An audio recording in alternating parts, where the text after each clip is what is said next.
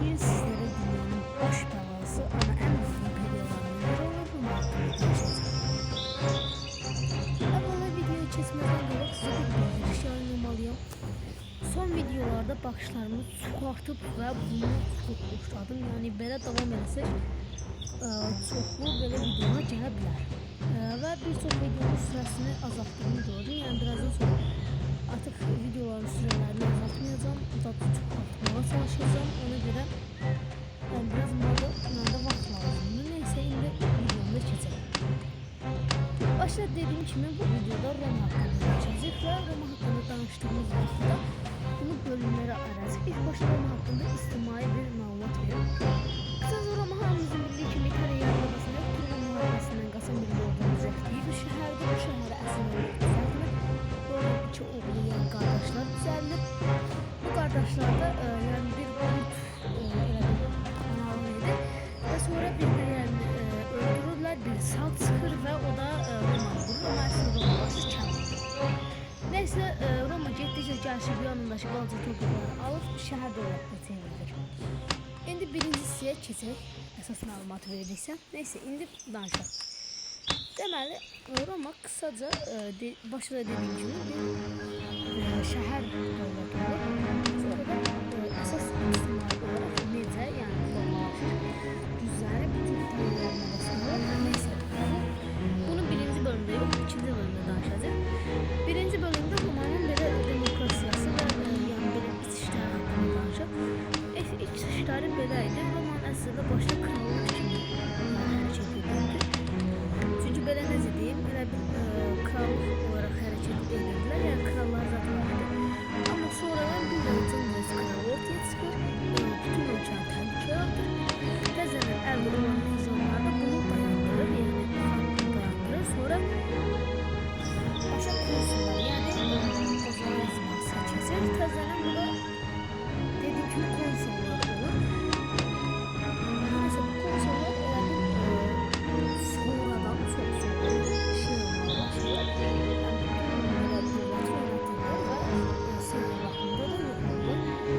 Konsullar necə bir şeydir? Elə bir qazalar izləməsi dediğim kimi təcrübəli qazalar olacaqdır. Ya da məsələn yüksələn enjinierlər, ya da belə yüksələn komutanlar, yüksələn kariyeri yüksək olan adamlar qazandıracaq və çox pul qazandıracaqlar. Və yəni bir çox stildə bunlar onsuz da belə dövlətində əhdə tutan adamlar idi. Ona görə də yəni hardasa elə bir konsullar olmasa əslində Roma çoxdan yıxılmış olurdu. Əhdə duranmayacaq bir şəkildə dövlət olmalıydı. Amma yəni konsullar bunu dayandırdı və bir vaxtdan sonra da ölkənin baş belası oldu. Neyse indi əsas qismə keçək. Əsas qismə belə olacaq. Roma bir vaxtdan sonra cumhuriyyət olur, amma hələ də yəni şeyin əlində konsoloslarında təzədən bir Sezar gəlir. Sezar da çox başarılı bir komutan olmur. Çünki atası və əmi çox başarılı bir komutan olur başda.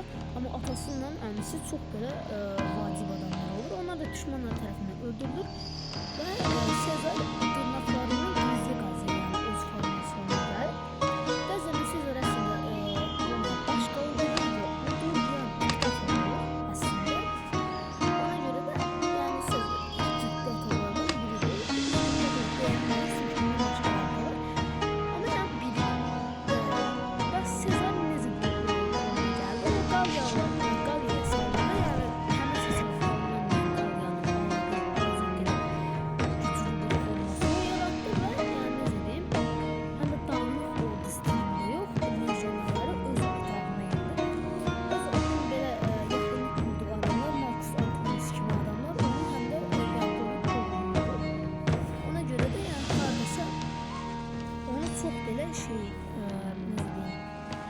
Adı çıxmışdı və konsullarda buna qorxurdu. Çünki baş bəlası olacağıydı. Yəni bu məlum idi. Ona görə də yəni konsullar bundan xoşu gəlmir və axırda konsul binasını salırlar. Nəsə elə bir atırlar. Burada bir konsul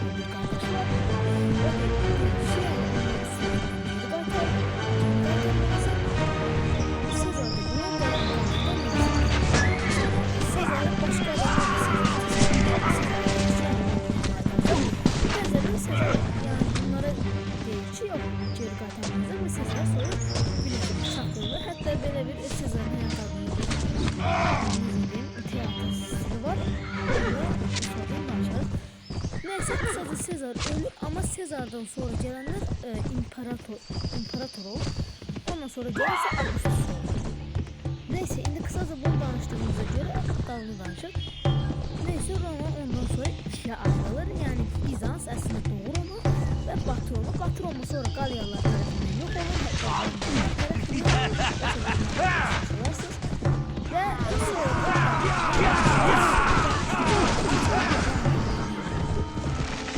Lejyonlar aslında başka Yunanistan askerleri olacaktı.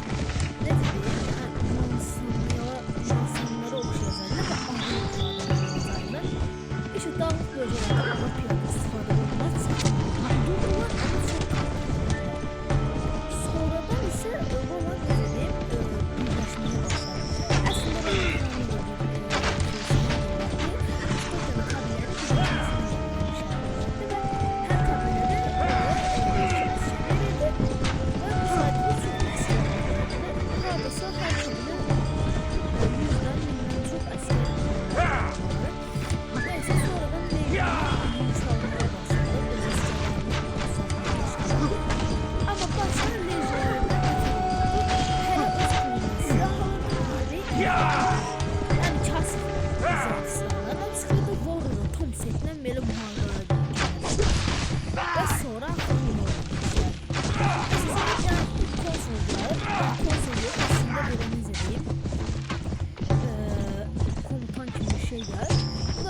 yani böyle olmaz artık çok zor olur artık.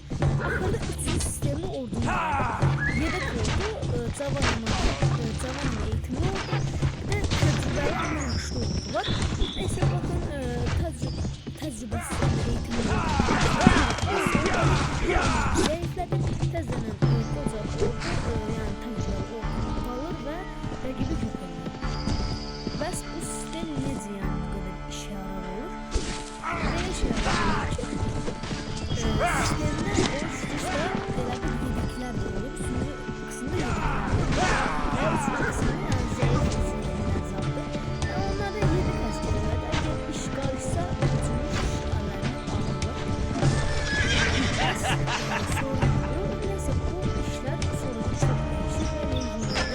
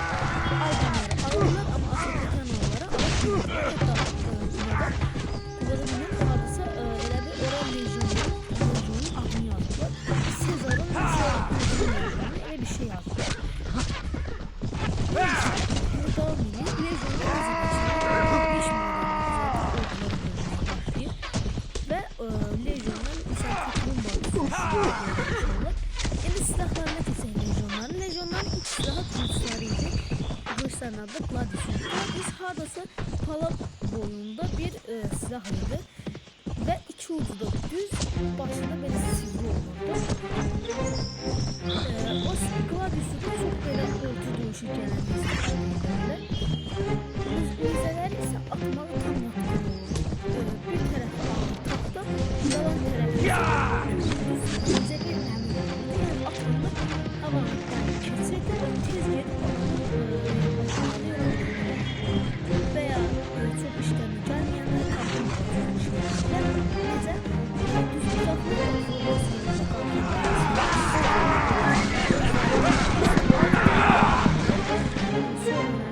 Düz nece diyeyim? Muharebe edirdiler ve sonradan bu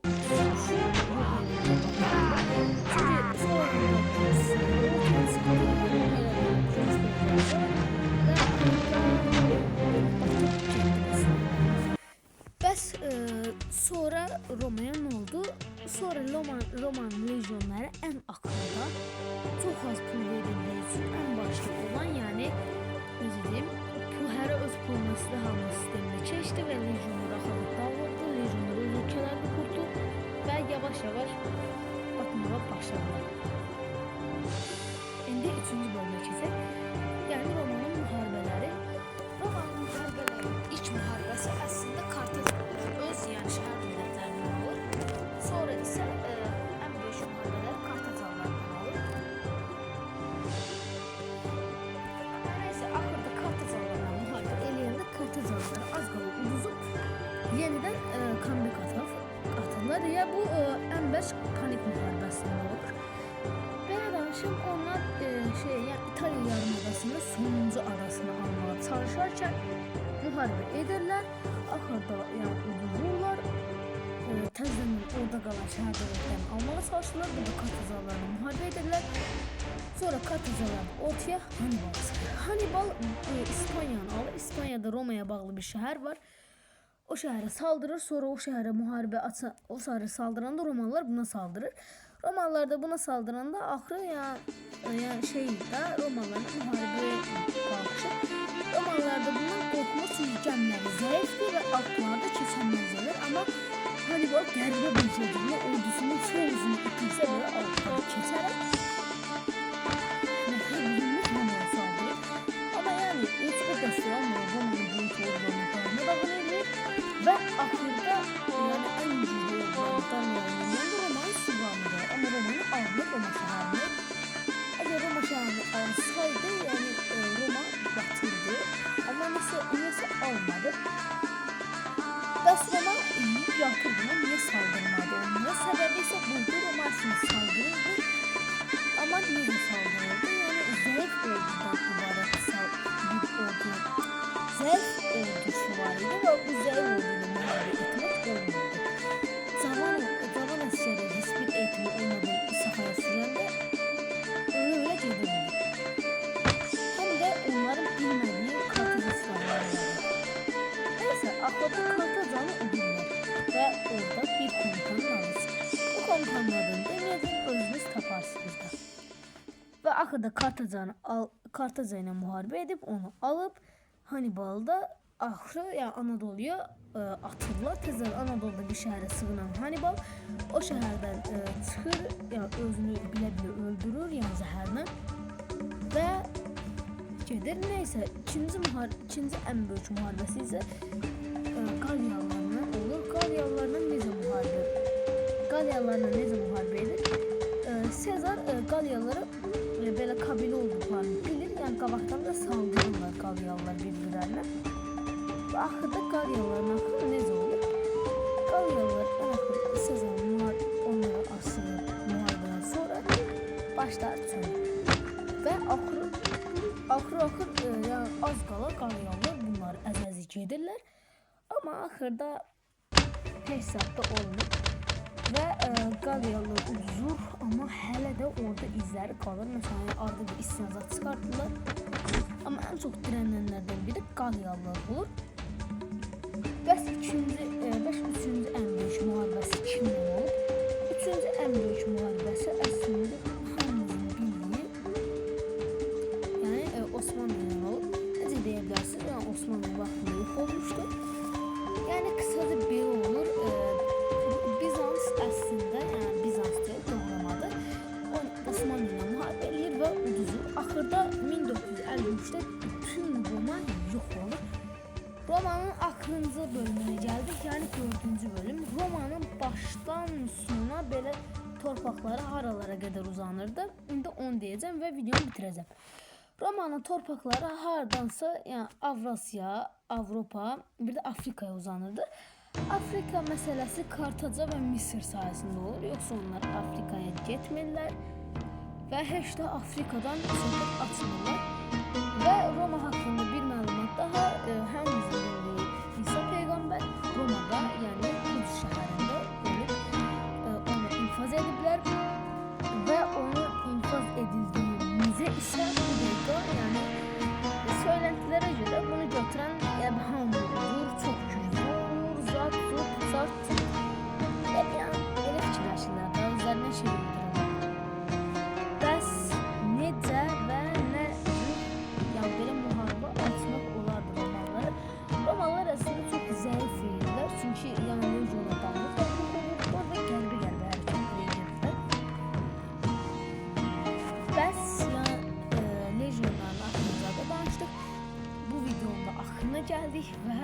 sizlerle birlikte geleceğiz videolarda. Görüşmek üzere videoyla. Bay bay.